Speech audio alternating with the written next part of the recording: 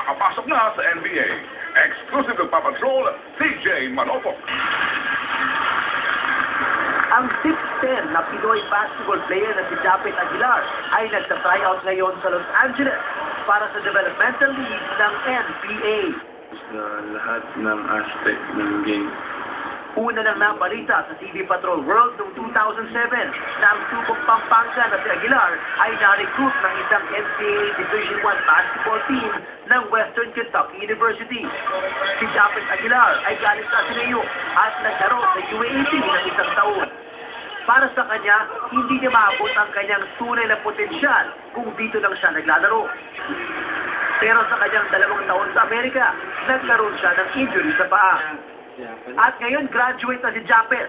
Tinitignan niya ang posibilidad na sumali sa RP team at sa PBA.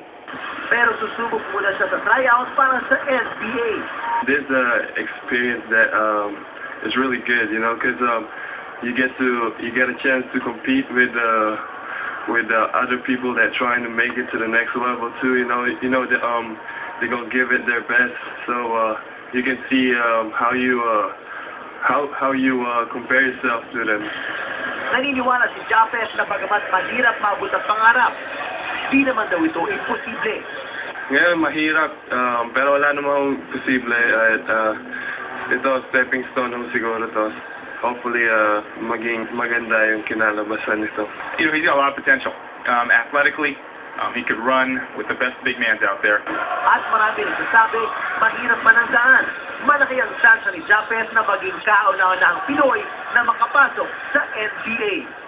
TJ Manopok, Patrol ng Pilipino.